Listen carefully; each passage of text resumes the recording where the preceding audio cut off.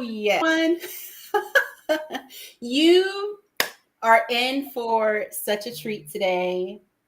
I cordially invited you to this wonderful weekend. And today we are live and direct here on YouTube, on Tish Talks Tech. Welcome. My name is Leticia Caro, and I am here with you with the one and only Henri Kuiper. Welcome.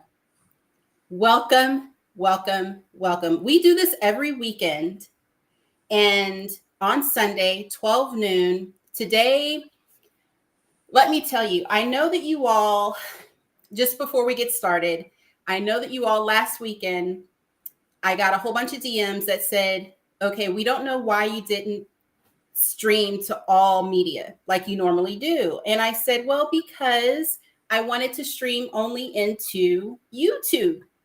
And everybody said, but all of us are not on YouTube. So I said, okay, fine.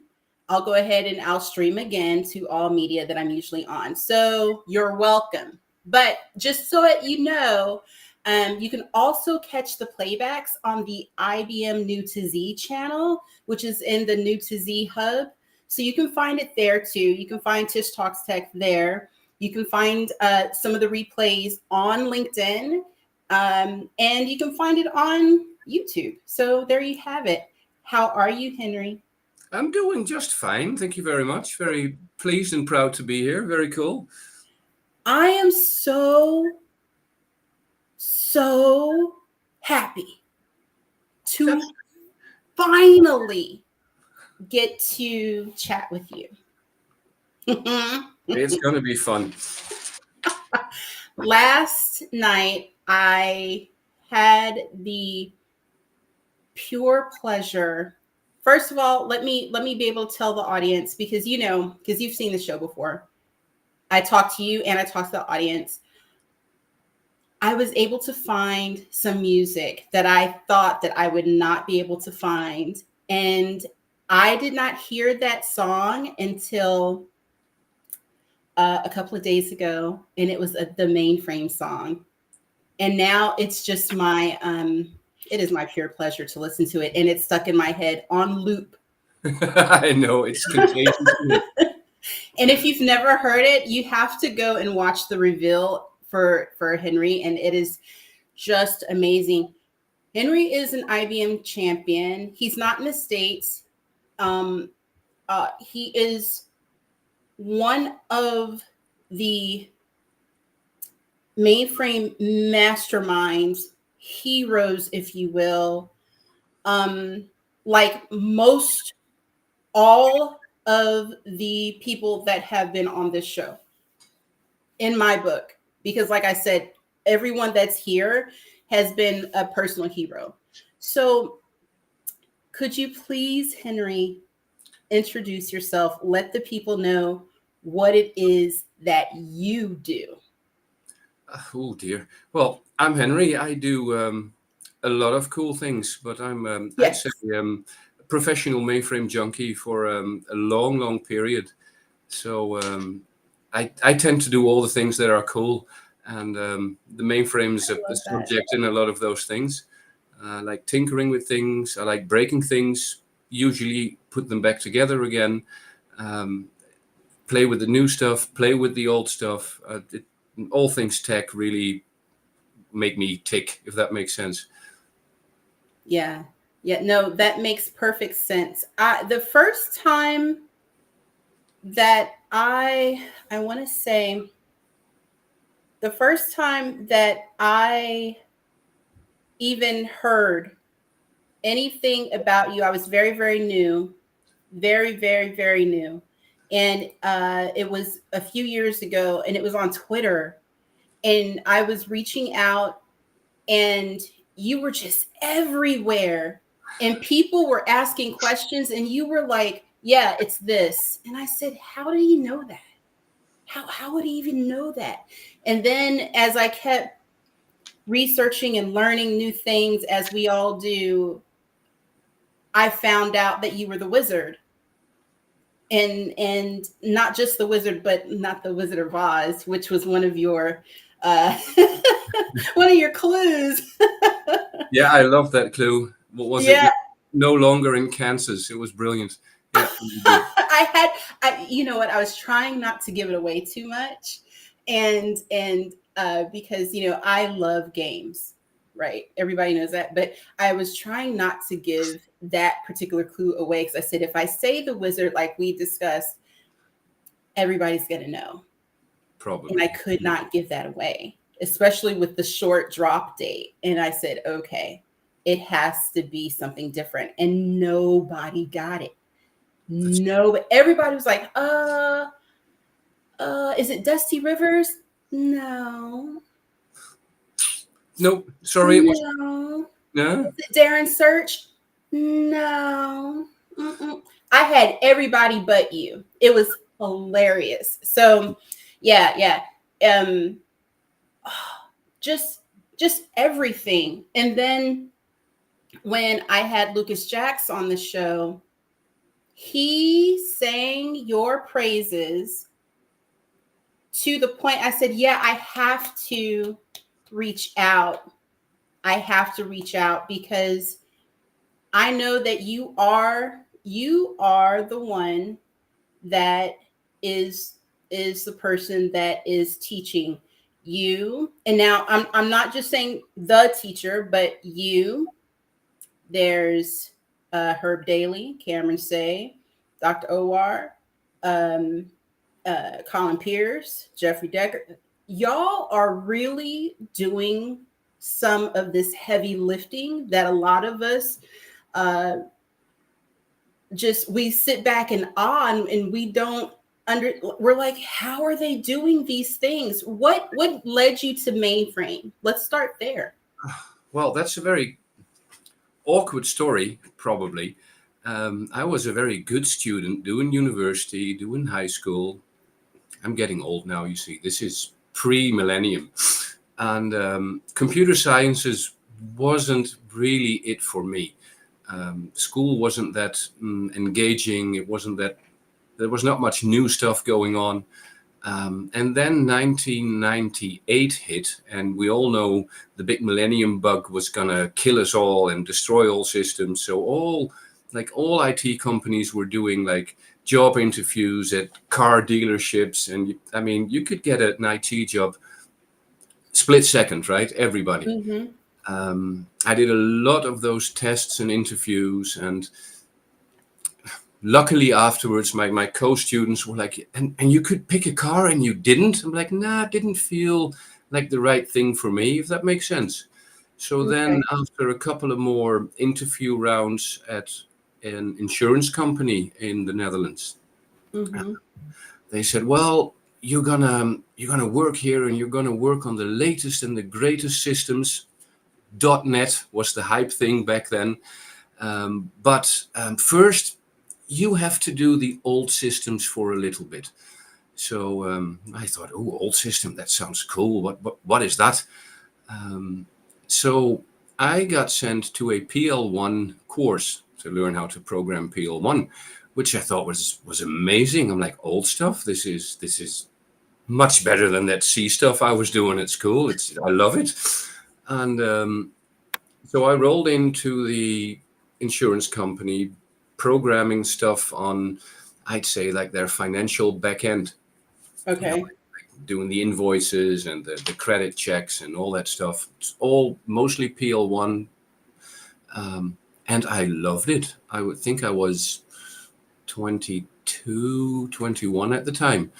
And it was just amazing. The sheer power of the machine and the humongousness of it really got me taken. I'm like, oh, this stuff is amazing. Of course, when then, you start your job and do your things, some things tend to get boring, right? So there would be all the same projects coming along. You get this nice old school technical prescription of what you need to write. Mm-hmm. Get data from a database, lift some fields, and push out a printable report or a thing. So I soon started making programs that programmed my programs, so I would be done quicker, and that really kind of got the attention of the systems programmers in the company. So then I was like, I don't know, invited to join their ranks, which was amazing. I had the best schooling and the best education there on the mainframe platform ever. I think was really, really cool, but scary, right? Because then all of a sudden you're not just trying to compile this program error-free, but now you're like responsible for I was responsible for the storage management stuff. So it was, yeah, it was a very steep learning curve, and but that really then like flipped me and go, oh, this is me forever. It was just amazing. Wow. And so it wasn't really like, from what I'm hearing, it wasn't something that was forced. It wasn't really hard, yet it wasn't this easy route. You literally had to put your hands on it. Yeah, well, I think nothing is really easy from the get-go. You mean you need to, what do you say, put some elbow grease in it and, you know, skin in the game. But yeah, I do think when you enjoy it, that journey is a much smoother ride, even though it's very bumpy. But I mean, when you're having fun fighting technology every day, it's not a fight. It's like a party. It's amazing. Yeah. And then once it finally does what you want it to do, you've got this like, oh yes, I got it. And that's, yeah, that feeling is just very euphoric, very lovely. I like that. I like that a lot. It's I could just imagine you automating all of your things and just being like, hey, I did this thing. Do you think that we could use this? And they say no. And then look at it and say, you know what, that just might work. Let's try it. I can just imagine the look on your face, the feeling in your heart, and you're just like, oh. Yeah, it was cool. Just cool stuff. I remember writing, because we were doing, I mean, this is pre-Y2K, right? So previous century, really, 1999 stuff. And back then, a lot of like reports and, you know, end of batch runs and, you know, all the big processes that run at those companies, they would, you know, end up in humongous big printouts that would be brought on a wooden cart to the department to check their, I don't know, reports on whatever the insurance company needed reports on. Okay. So then we started changing that to email. And that was like, you can't send emails from the mainframe. And well, of course you could. And it was really, really, really amazing.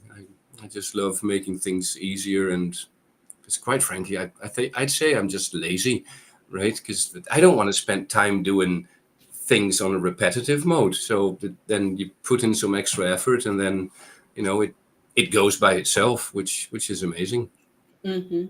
So you bring up a good point. So what would you tell that, because everybody has that guy at work, what would you tell that guy when you said, hey, I had this solution, right? And he's like, no, but this is how we do it. We've been doing it this way for a very long time. And it works. Do not change our process. What was your answer to that? Yeah, that is one of the big quote unquote fights as well, right? We've been doing it like this forever. And of course, well, my funny remark always is that doesn't mean it's right? It of course it works, but you can always try something new, right? And I then always jokingly say, well, shall I send you a fax then? They go, oh, no, we've got rid of our fax a long time ago. Right, so you did that. Why not do this thing, right? If you're standing still, you're lagging behind in everything, and you don't have, I mean, I'd rather have time to pick a fight with a technology thing I want to beat than, you know, waste my time doing the repetitive thing. I don't like that. Right. But I can see that sometimes that's a bit confronting, or, you know, in general, people are reluctant to change because, you know, you've been comfortably doing what you were doing. And then when stuff changes, you either get fear or which is a very reasonable thing, Yeah. I think.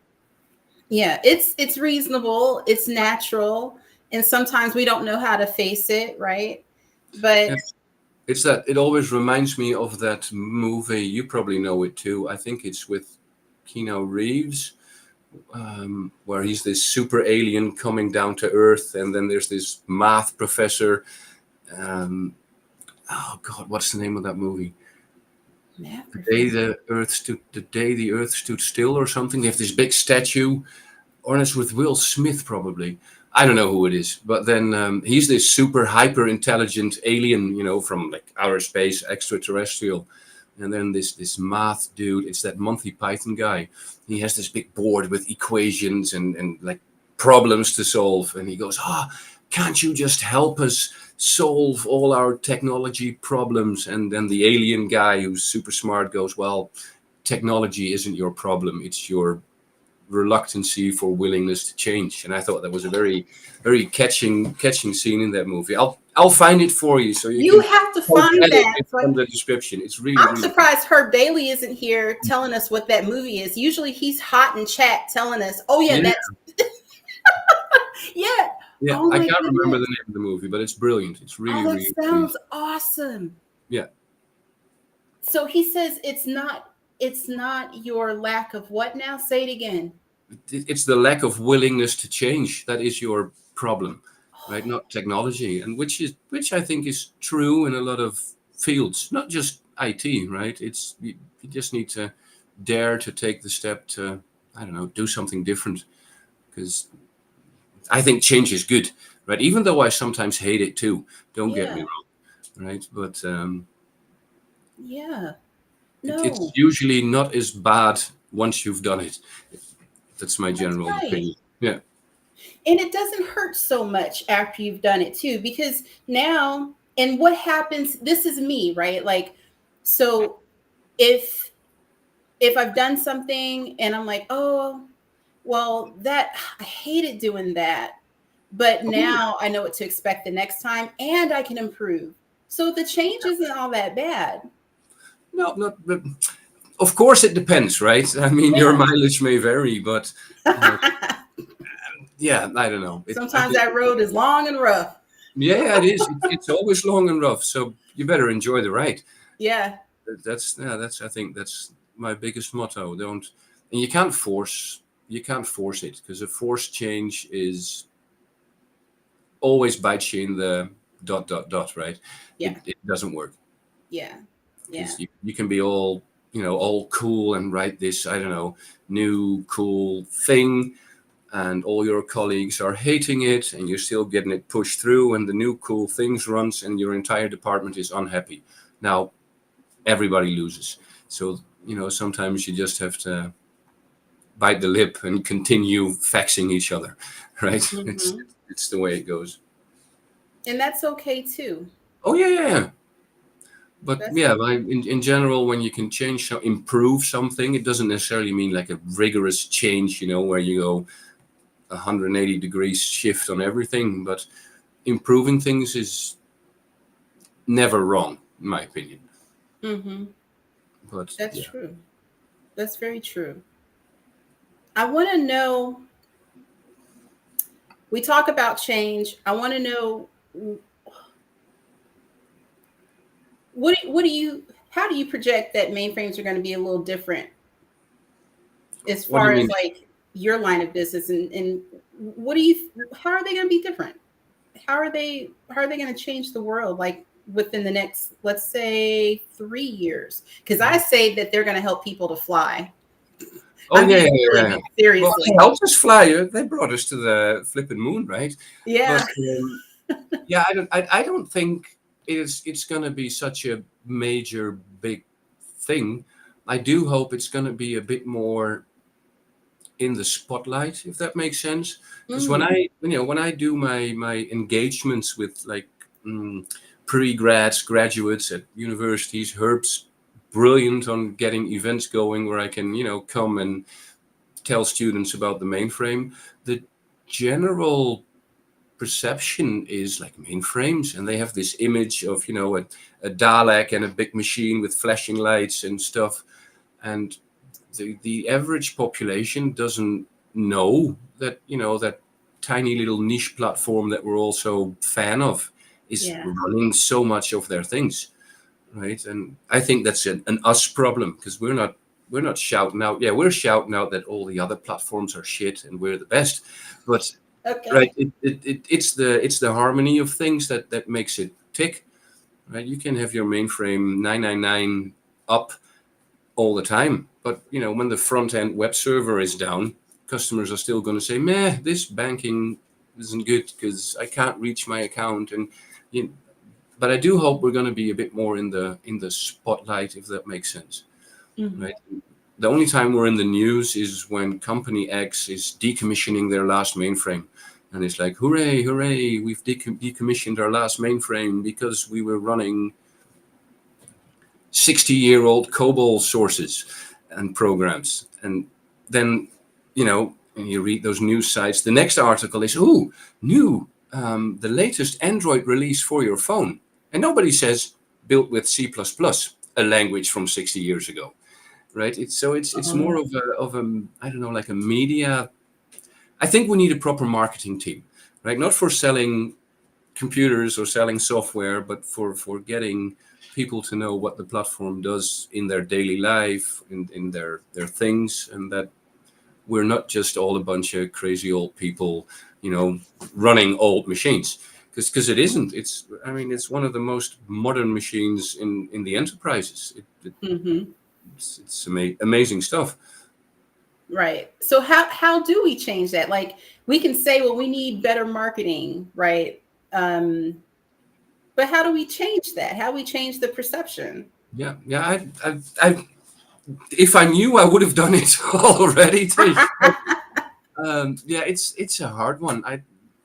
I try to chip in on that, and I think, right, I think what really works, or I've noticed that works, is not to start inviting people to your party, if that makes sense, but bring your toys and your tools and your games to the other party, and let them, because and up front, the mainframe people and the, I don't know, let's say the x86 people are, two tribes at war, in the eyes. But when you're talking with an x86 person, they're fighting the same battles that we are, the same stuff that needs to be fixed, the same things. And then, of course, we say, yeah, but we're better.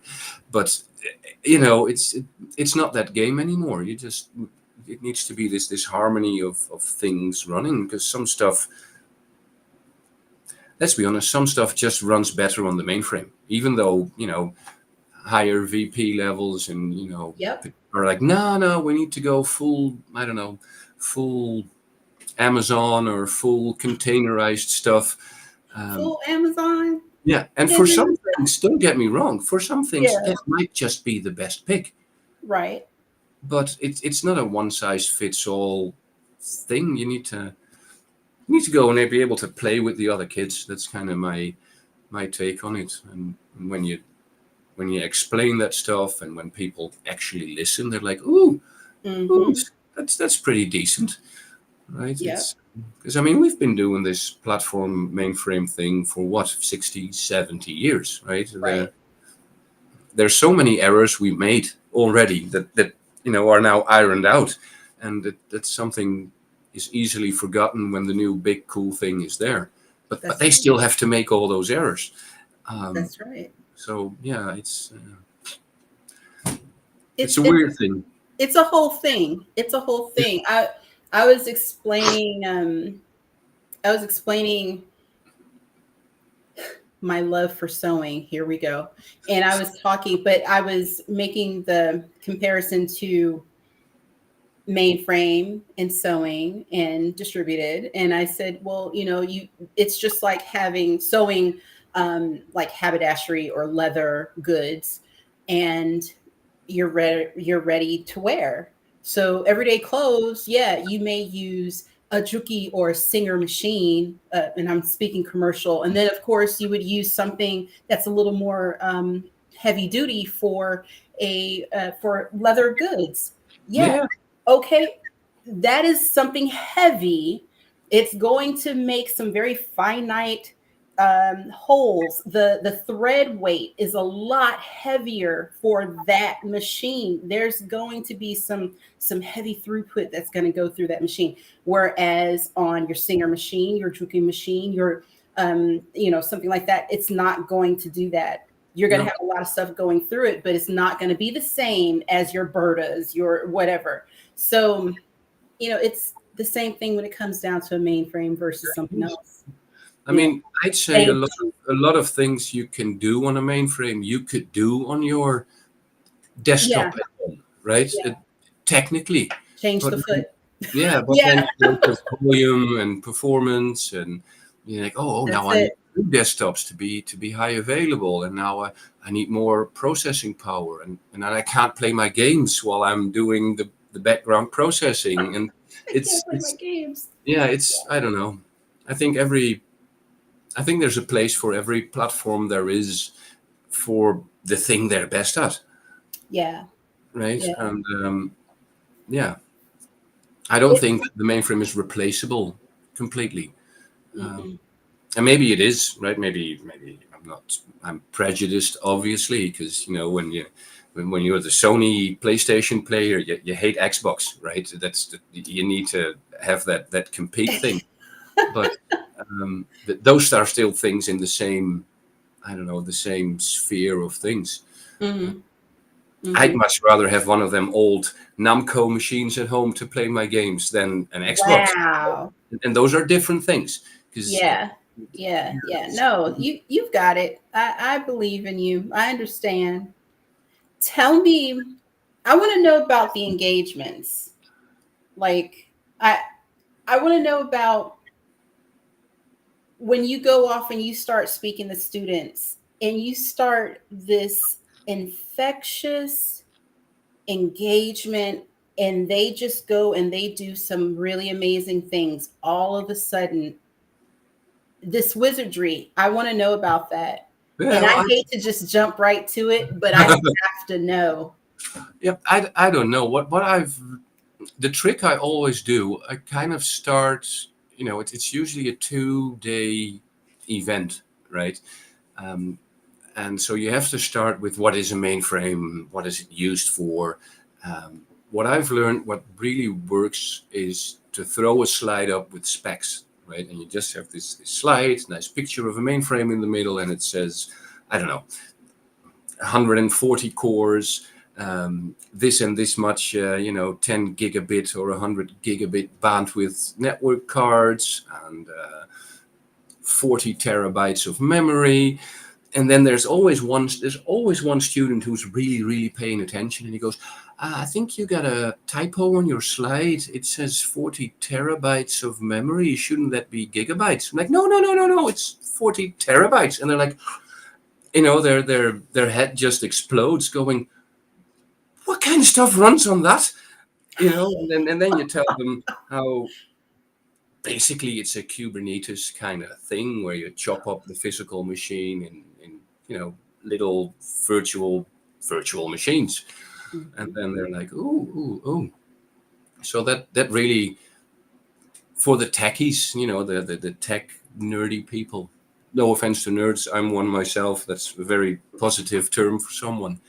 I've always been a nerd. I just didn't know it. Yeah, but that really, really works. What I also find what works is when you bring, I'd say, hacking and security into the conversation, because that's the gateway drug to get people addicted, if that makes sense. So I usually run like which is, I think, very amazing. Not so much of me, but of the students actually doing it, right? So you explain JCL and data sets. And I mean, that's something that my slides have this picture of somebody getting hit in the face with a shovel, and it says data sets. Because when you first see it and hear it, you're like, what? Yeah. It's a very arcane thing to even explain and to grasp. Yeah. But then, in the first day, I try and get them on board as much as possible, do a lot of hands-on labs. My first lab is logging on to the mainframe, right? So I bring a ZPDT, the ZOS emulator by IBM on a laptop, bring my own router, the students can connect, and then lab 1, logging on to the mainframe. And then I go, guys, I'm going to take a break. This is going to take you 45 minutes. Yep. And they're like, it won't take me 45 minutes to log on. Yes, it will. Because the interface is different, everything. You get this big X at the bottom going, because students will just use the mouse and click, and then the screen locks. And because they've seen all the movies where they're like, I'm in. Yeah, hacking the mainframe. I'm in the mainframe. Yeah. But that just, they're like, whoa, that's so hard. But then at the end of the day, they can log on, they can write a trivial piece of, they're not going to be, star programmers in one day. That's impossible. But right. And then I run so that runs like for a day and a half. So it's like a very condensed introduction to mainframes. And then roughly half on the second day, I fire up what I call a CTF, like a capture the flag, where I have a specially designed ZOS image that, with challenges, and it's based on the movies. That's a theme here, I think. Office Space movie. I don't know if you know that movie. Yes. Right. And so I let them play the entire game where the gang has to, bring that virus into the Initech machines, and the whole mainframe looks like an Initech machine. It has an Initech logo when you log on, and that's beautiful. That really gets them going. I remember, and I think it was the 2 days when I did the Wolverhampton University, where Lucas, one of your previous guests, was as well. And that was 14th and 15th of February. And a lot of those students will remember, because it was 9 o'clock, 9:30 in the evening, right? And I'm like, guys, come on, it's time to quit. It's Valentine's Day. You need to be, in the pub with your potential love mates and have some fun. And like, no, we just want to finish this last one. And nothing good will come of it. Yeah, it was really, really amazing. So So they finished. Yeah, and then they just keep going, because it's so, I don't know, contagious in a way, yes. Or it's which I think really, really works.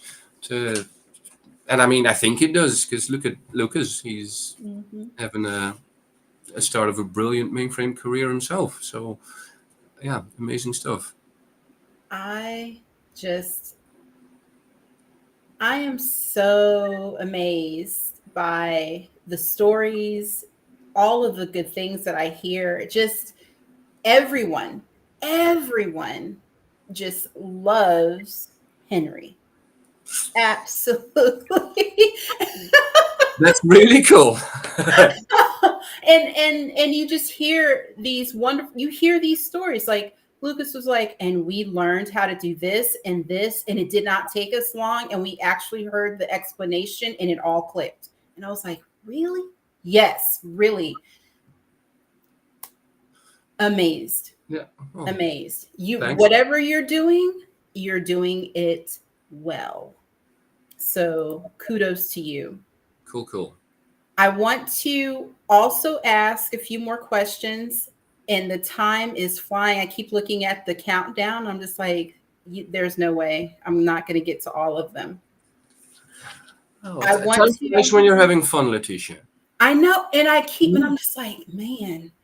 I want to talk about. I know that you're into sci-fi, and I know that you like the whole robo thing. I want to know about your sci-fi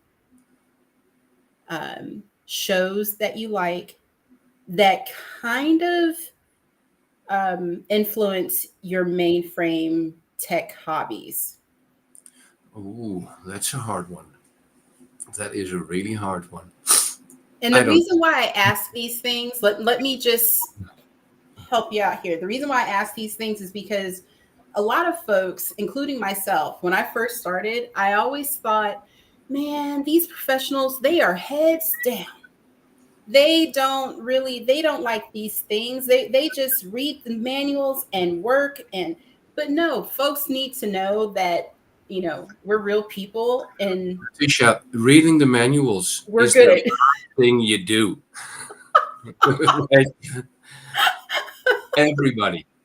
Everybody Does that too. But, you know, there comes this fine line of balance that sometimes, okay, so now I've read the manual. I'm going to go and I'm going to relax. But, ooh, here's the matrix. And, ooh, yeah, now we have this particular technology, or that was dreamed up. And, ooh, but we do this. And now we can, you know, for me, one of the biggest things was, what was it? Star Trek computer. You know, but now we can actually talk to the computer. Now we have things like Watson AIX and Siri. And so for me, you know, it's those types of correlations that really kind of drive me and keep me boosted and motivated. So what about you? I would say probably more recently, also not anymore maybe, but Person of Interest. I don't know if you've seen that series. I wouldn't really classify it as sci-fi, even though it is sort of. Yeah. That was really a thing where I'm like, oh, yeah. And maybe from a negative-ish perspective, right? Like, oh, where's everything going? And shouldn't we, you know, worry more about keeping our stuff on our big mainframe platform more, you know, more secure, more open, but closed, if that makes sense. Mm-hmm. Yeah, I always envisioned that. God, what's his name? That Finch guy as you know, as a mainframe dude. He's the old mainframe systems programmer doing all the, I think doing the thing, doing the thing, and then I think that really resonated with me in a way where, you know, at the end, and now it's really getting more current again, you know, because then at the end, these two AIs are, spoiler alert, right? But they're battling each other, and the one AI is starting to develop this sense of, oh, I need to go help these people, and, you know, that rude woman with the headset directly connected to the big mainframe, in my opinion. Yeah, I really, those things really tick with me. And any movie where they go, where the word mainframe is, I'm like, you know, tip of my chair going, did you hear that? And my wife and kids go, yeah, they said mainframe. Right. Yeah. And then your ears are like tingling. You're like, what are they going to talk about? It's I think it's amazing. Like the Matrix has it. We're hacking the Zion mainframe, and it's just amazing. I think it's just really, really cool. But I think back to we need more marketing for our thing, right? We need to, I don't know, have more vision on you know, what it does and how it runs. So maybe all those movies are actually doing that sneakily, sort of. I don't know, but you know, what is it in what is that name? Jason Bourne series. They're hacking into our class 5 mainframe, and I've got billions of snippets of, you know, all those little snippets of the movies that I then see, and I really like it. For me, it's like my mom and I. Oh my goodness! Now I'm telling all my business. For me, it's The Blacklist. Have you ever seen it? Yeah.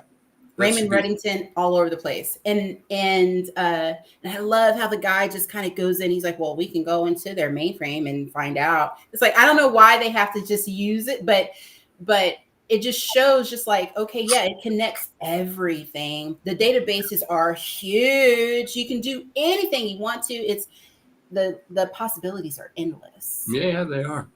And that maybe, I don't know, maybe something, because people, I mean, the movies aren't doing that without a reason, because it resonates with people, but only in the movie, right? And then if you're back down to earth and you leave the cinema and you're at the bar and the guy goes, so what do you do for work? I'm like, oh, well, I do security on a mainframe. He's like, meh, old machines, right? No. And then it's like, I don't know, out of context. So maybe the movies are more realistic Right. on that effect. I don't know. Right. And then you have the people that you've got the warriors. I'm just going to call them the warriors that are like, oh, cybersecurity. And you're like, but did you know that after you get all of your certifications that you can actually lift and shift and come over here and you can do some really amazing, cool stuff and get paid oodles and oodles and oodles. Right? Yeah. Yeah. With That's some really amazing technology. Yeah, it is. With that skill, but everybody's just like, no. I want to, I don't know. I don't know what they really think I don't know. Don't get me started. That's not what we're here for. Nope. I would say with a smile. Yeah, true that. But it's, I think it's, again, right, the thing that you're doing with this Tish Talk text thing is probably something that is going to help with this quote unquote marketing plan for, because I mean, end of the line, us mainframe dudes, male/female. Yeah, I get it.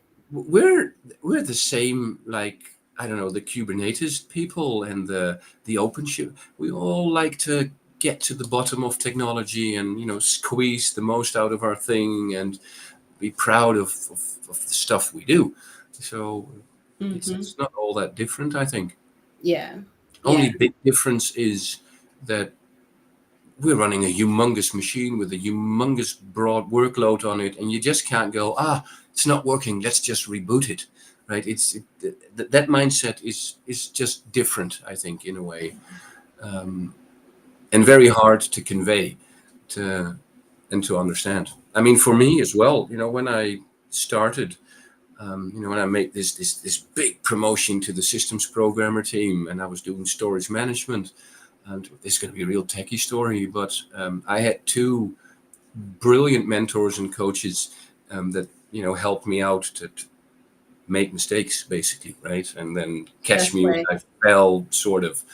And times were different then. Nothing was siloed. It was a very small team. We were doing everything. And we had these old RAMAC virtual arrays, I think they were called, like ancient hard drives.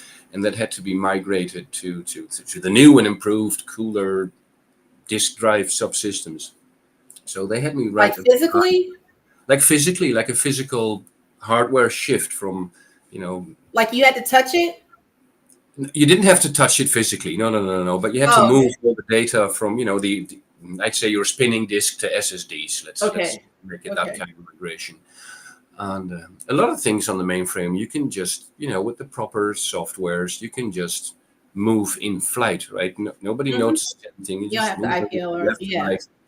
And so that was the first biggest part of the plan. And then you are left out with some things that you cannot move in flight. And you need to devise a plan on, you know, how to, I don't know, how to move your RACF database, how to move, you know, certain...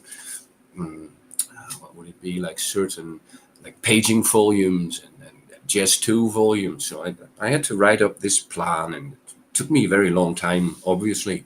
And I drop it down to my two mentors, Pete and Louis, if you're listening, thanks again, best lesson in life. And they go, oh, that looks solid, do it. So I went and executed the plan. And then this was, I would say, start of mobile phone era. God, I'm getting old. And I started doing my thing, and across, it was this big open office thing. Across the room, the floor, the pages would go beep, beep, beep, beep, beep, beep, beep, beep. And I broke everything because I did some things that shouldn't be done. And I go, holy hell, what did I do? What's wrong? How do we fix it? And they both are literally smirking, going, yeah, well, you can't move JES2 libraries on a running system. Everything will break. I'm like, but I had that written down. Why didn't you tell me? They're like, yeah, what would you have learned? So that was, you can't do that anymore, I think, these days. But it was the best lesson ever, to think again, and then think again before you start doing things. Because it's not just the single file server or mail server or print server that dies. It's the entire infrastructure that's, you know, needs to be rebooted. And that wasn't a good day for me. that day. Sorry. I'm sorry, but I'm not sorry. Yeah, me neither. But only now, if that makes sense. Because that day, I was sad and angry and like, why didn't you help me? Now I understand. And to be honest, with the younger colleagues I now have at work, I kind of do the same thing, right? Because it just, of course, within the boundaries of safety and things that you can do. But it's mistakes are very good. One of the, maybe it's a Dutch saying only, but we say like you learn from your mistakes, and then most of us say, and judging by that, you had one hell of an education. Yeah. Right? So the more mistakes you make, the better you get. So don't be afraid to make a mistake every now and then. Is probably a good tip as well.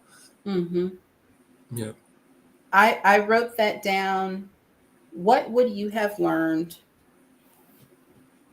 I think for me, that quote, I wrote it down. I'm going to put Henri Kuiper. I'm going to put that down because sometimes, and this is really a me thing. Sometimes when I'm at work and I'm like, why didn't anybody tell me that? Why didn't they tell me? And then I'm like, oh, because I should have known. And then I think, oh no, because I needed to learn that. Yeah, it's. And so here's my aside to the audience. If you are in production or if you are seeking your first time in your job, new to Z especially, there's going to be times that you have what Henry just described. and it is a very humbling experience. Oh, yes. Very humbling experience, but it will make you so wise in a very, very limited amount of time. Very limited amount of time. And you will be so grateful. And now I'm looking back to you, Henry. I'm looking back now and I'm thinking, ooh, now I know that there's hope, because look at you. Look at how knowledgeable you are now. Just from that one experience. It is. That it's very. I have the thing with my younger colleagues at work, and then they're stuck, and I'm like, well, you just do this, and it's and they're like, yeah. How do you know? I'm like, well, because I had to go, down the mud 15 times to be able to do this, and next time you're going to go down the mud too, because otherwise and you got to crawl back up. Yeah, because otherwise I don't know who said that, but you're only an expert in your field if you made every mistake possible. And luckily, I'm not there yet. Yeah. I hope, right? But you just need to. I mean, when you're a kid learning to walk, you're gonna fall a lot of times, and if you stop trying to walk after the first time you bust your knees, or learning how to ride a bicycle, it's never gonna work. Yes, your mommy and daddy will be standing there going, "Oh my God, he fell," But then if they don't say, "Get on that bike and try again," you'll never ride a bicycle. Yeah. So, but again, it's try then and explaining that to the little boy or girl the first time trying to ride without these stabilizer wheels on. They're scared dotless, which is fine, right? I mean, being scared is a good emotion, but sometimes you need to, just go and fall. And as long as you don't break production, too bad, right? It's okay, my opinion. I mean, don't do this in a high performance, I don't know, airline monitoring system or a patient heart rate monitoring system. Don't go playing there. But right, I think that's me and Herb's mantra as well. But you need a safe playground to learn what you can't do, right? And that preferably not in production. Again, don't do it in production. Don't go breaking your systems. Going, no, but Henry said you should. No, I'm not saying that. But don't be afraid to make a mistake every now and then, because we all do. I do still, and I've been doing this for, God, over 25 years now, and I'm still making boo-boos along the way. And then, well, it's the way it is. Mm-hmm. So tell me this, because now we're almost out of time. Isn't it? I know. Yeah. How does a person learn about mainframes? And let's start from two different perspectives. This person is not at the university. How would they learn about mainframes?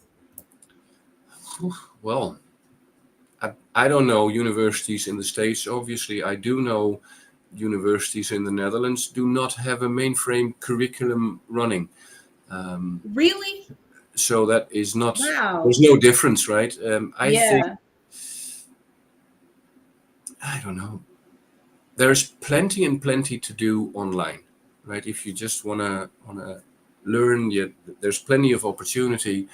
IBM is making mainframe access a lot more accessible these days than when I started.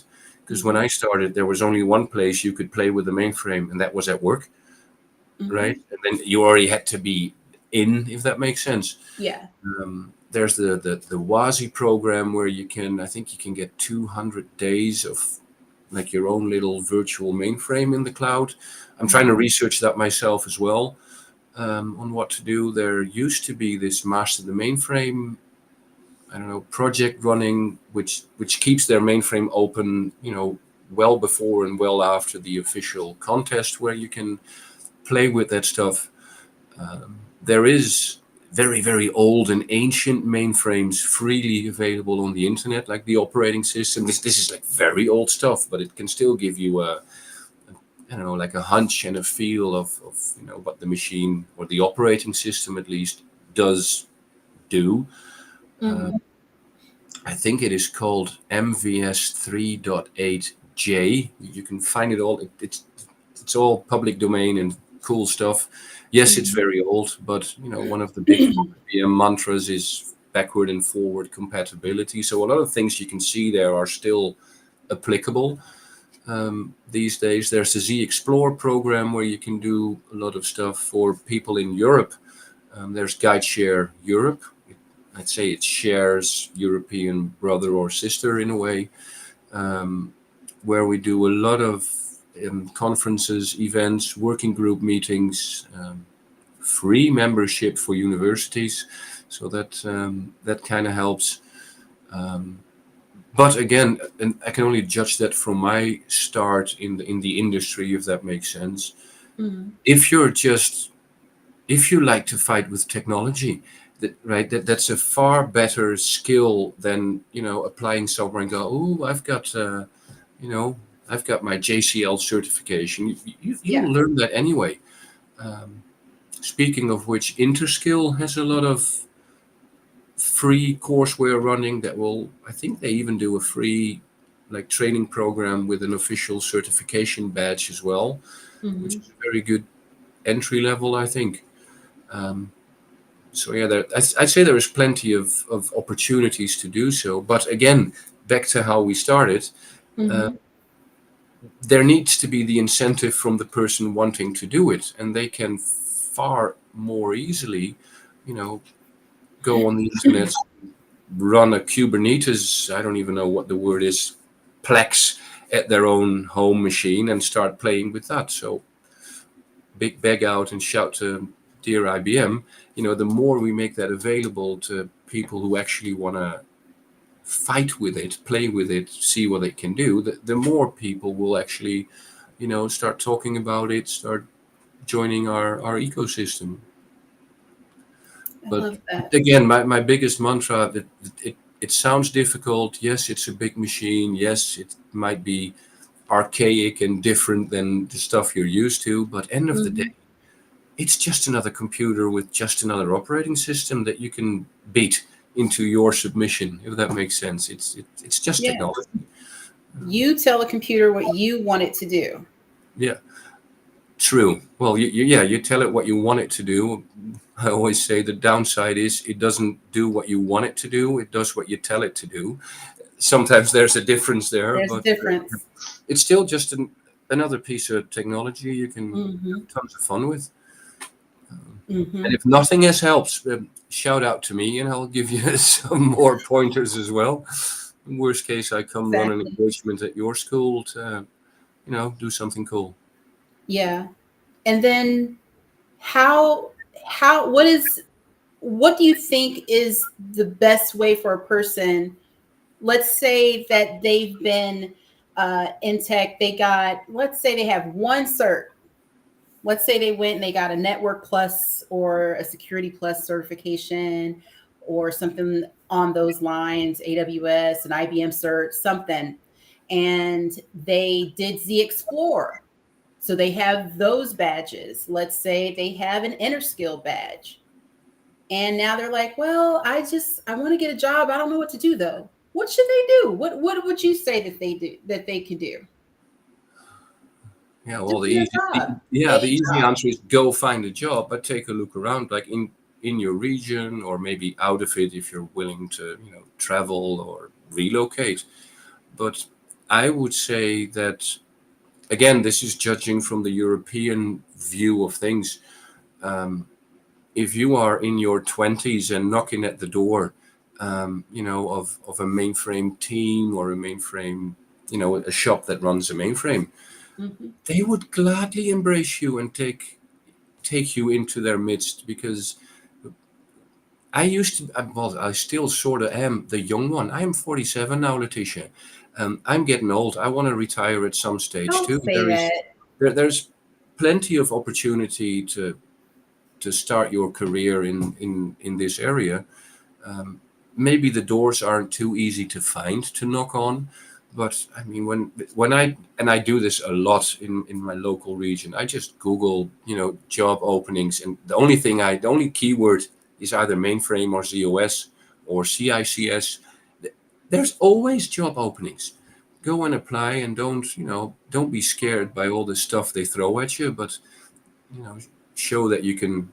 I think showing that you can fight with technology and enjoy it along the way is that part is 50% of the requirement at least, and the rest. I mean, you can learn technology, but I don't think you can learn to love the fight, if that makes sense.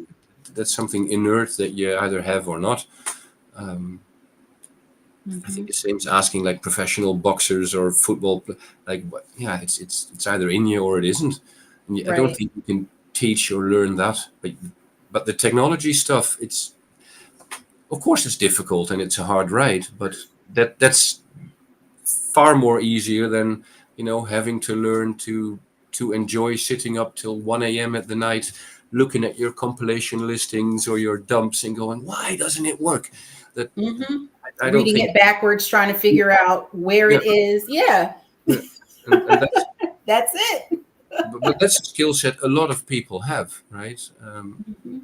Maybe they just don't know it yet, in a way. They just don't know. They just don't know.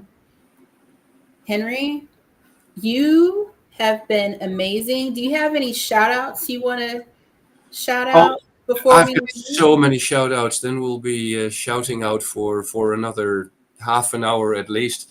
I think people listening or tuning back in afterwards, you all know who you are, but I love all the kind words. I love all the awesomeness that you're throwing at me, what other people say. But I couldn't have done this by myself. I've had a lot of guidance and teaching. I'd say that with the fear of doing other people short, I'll do a big shout out to my two early year teachers, Pete and Louis. So Pete and Louis, if you're listening, thanks. And everybody else as well. And everybody else. I absolutely adore that. And collecting myself here. I want to say thank you, Henry. Just such a privilege to have you on and to hear about your secret sauce. And Cool. you're so fun, and you just took the time, and I really do appreciate it. I really, really do. I want you to keep up all of this goodness, because there's some folks over where you are that are just so excited, very, very excited for the things that you do. We are too, and we're hearing it secondhand, and we're like, what? You know? So just keep all of that up. And thank you again for gracing us with the tea. It's just been awesome. Cool. Likewise. I really enjoyed it. It was fun. Thank you. We should do this again sometime, huh? You come back whenever you tell me. And now I can't bump anybody, but whenever you want, you are welcome. So I'll go ahead and close down the show, land the plane, as it were. Cool. I'd like to thank everyone. Thank you, everybody in chat. Thank you all for coming and listening in. We do this every weekend, and around 12 noon-ish, EDT, New York time. So thanks so much for tuning in, and we'll see you next week. I'll tease it like around Wednesday, Thursday-ish. And don't forget that you can go over to the 𝗏𝗏𝗍, IBM 𝗏𝗏𝗍 area, and I will be there answering questions later on this afternoon, and I will talk to you soon. Thanks for showing up and taking it easy. Bye. Bye-bye.